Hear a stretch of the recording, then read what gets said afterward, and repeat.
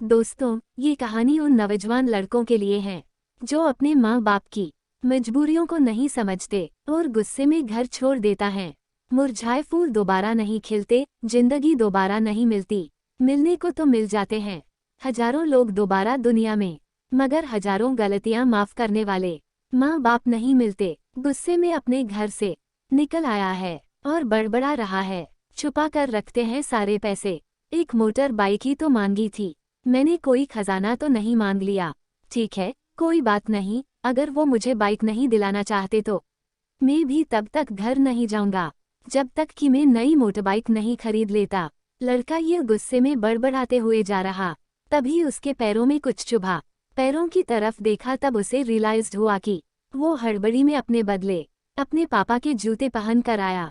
पैरों में क्या चुभ रहा है, यह देखने उसने जूते चेक किए तो उसने पाया कि जूते में से एक छोटी सी कील उभर आई है जो बार बार उसे चुभकर घाव बनाने की कोशिश कर रही है।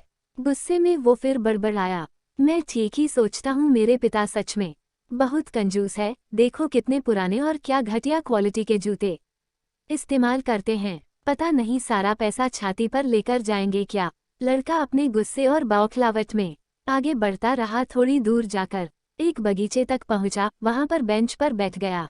अचानक वहां पर उसे याद आया कि वो अपने साथ अपने पापा का वॉलेट भी उठा कर लाया था।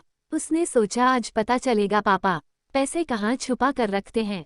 उसने अपने पापा का वॉलेट अपनी जेब से निकाला जो बहुत पुराना और फटा हुआ था। यह वही वॉलेट था जो पापा घर में किसी को छूने भी नहीं देते थे। जब लड़के ने अपने पापा का वॉलेट खोला तो उसमें महज 120 रुपए थे और अपनी फैमिली की फोटो और एक छोटी सी डायरी थी।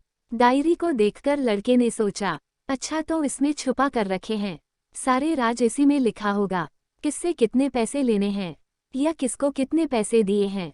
अब पता चलेगा कि पापा ने कहाँ कहाँ पैसे इन्वेस्ट कर रखे हैं।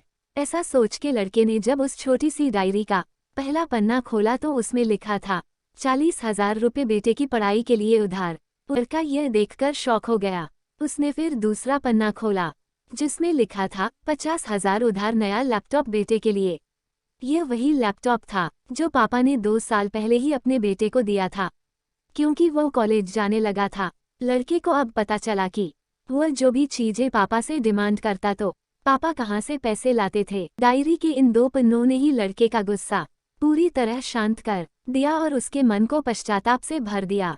लड़का एक एक करके डायरी के पन्ने पलटता रहा और उसकी आंखों में आंसुओं की धार बहने लगी जो हर पन्ना पलटने के बाद बढ़ती ही गई। उसे पता चलता गया कि पापा ने अपनी फैमिली की जरूरतों को पूरा करने के लिए किस किस से कितना उधार लिया है। पन्ना पलटते पलटते लड़का पिछले दिन की डेट तक पहुंचा। पिछले दिन की तारीख वाले पन्ने पर लिखा था 50,000 बेटे की बाइक के लिए। इस पन्ने को पढ़ते ही बेटे को लगने लगा कि वो इस दुनिया का सबसे खराब बेटा है। लड़के ने जब डायरी का आखिरी पन्ना खोला तो उसमें लिखा था अच्छे जूते खरीदने हैं। हालांकि यह लाइन बेटे को समझ में नहीं आई, लेकिन वह अब जल्द से जल्द अपने बाप को मिलना चाहता था, इसलिए वह बेंच से उठा और अपने घर की ओर तेजी से चलने लगा। बगीचे के थोड़ा आगे रास्ते में पानी गिरा हुआ था जिस पर चलने के बाद लड़के को अपने पैरों में ठंडक महसूस हुई। उसने अपने पैरों से जूते उतार कर देखे तो दोनों जूते नीचे तल से फटे हुए थे जिनसे पानी रिसकर पैरों तक आ रहा था। जूते में निकली कील भी लड़के के पैर में जख्म बनाने में कामयाब हो गई थी। अब बेटे को माँ की वो बातें याद आई जब माँ पापा से कहा करती थी, अब तो नए जूते ले लो, कितने पुराने हो गए हैं। और पापा यह कहकर टाल दिया करते थे, अभी तो लिए हैं, कुछ साल और चल जाएंगे। बेटे ने दोनों जूते उतार कर फेंक दिए और फूट फूट कर रोने लगा। लड़का बड़ी तेजी से अपने घर की तरफ दौड़ा। न जाने उसमें इतनी ताकत कहाँ से आ गई कि रास्ता बहुत लंबा होने के बावजूद वह थोड़ा भी नहीं थका और सीधे अपने घर ही जाकर रुका। घर जाकर उसे पता चला कि पापा घर नहीं है, मगर उसे पता था कि पापा कहाँ मिलेंगे। वह तुरंत नजदीक के बाइक डीलर के शोरूम पर गया जहाँ पर उसका बाप उसके लिए नई गाड़ी खरीद रहा था। लड़का दौड़कर अपने बाप के गले से लग गया और फुट फुट कर रोने लगा। जब पिता ने लड़के से पूछा कि क्या हुआ तो लड़के ने अपने पिता से माफी मांगी और कहा कि मुझे बाइक नहीं चाहिए, इन पैसों से आप अपने लिए नए जूते खरीद लीजिए और आगे से मैं कोई भी चीज़ खुद के कमाए पैसे से ही लूंगा। मैं बड़ी मेहनत करूंगा और आपका कर्जा भी चुका दूंगा। यह सब सुनकर पिता की आंखों में भी आंसू आ गए खुशी के। दोस्तों, बड़े खुशनसीब होते हैं वो लोग जिनके माँ बाप होते हैं, लेकिन अक्सर हम माँ बाप की मजबूरियां नहीं समझा करते।